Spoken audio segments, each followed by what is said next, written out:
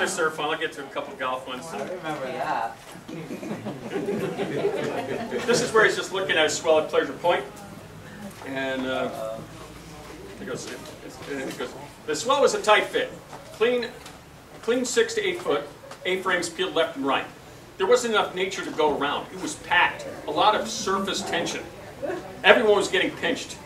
It was usually ugly out there, but throw a camera in the lineup and the Hots charged it with a frenzy-feeding, hell-time blitz of ambitious rodeo flips, laybacks, ollies, floaters, and rad landing airs. The Hots did wild flyaways, grabbed leashes, stuffed, roasted, and burned each other to achieve their ultimate goal, a picture of themselves getting barreled or doing a maneuver that might appear in a surf magazine and lead to a sponsorship on a professional surfing tour. A skinhead tribe straddled rusted bikes behind the guardrail at the corner of East Cliff and Pleasure Point Drive. The crew was adrift in the land of somewheres between their late 20s and mid-30s, a contrast to nothing but themselves.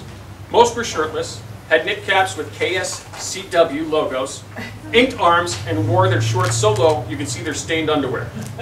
Not one of them had a surfboard. They yelped, "Sick! Killing it!" each time TJ powered his board off an open wall and squared it. The skinheads glared at anyone they didn't recognize who wasn't going out to surf.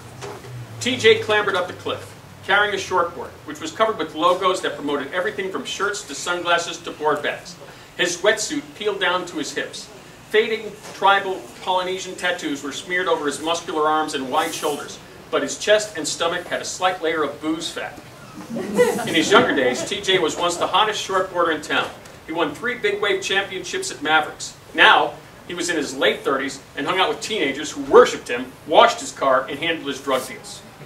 Outside of repping wetsuits at trade shows, TJ never had a real job. He was the biggest name that came out of Santa Cruz. Magazine cover shots, videos, movies, partying, girls. You get a taste for that level of play.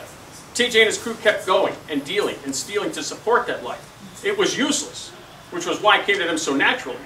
He and his smoldering, aged hotties were waste products processed out by the surf industry. A scrap heap of spent youth with bad knees, scars, fused discs, no education. In most sports, you pretty much know at an early age you won't go pro, but in surfing, it's possible to surf your life away.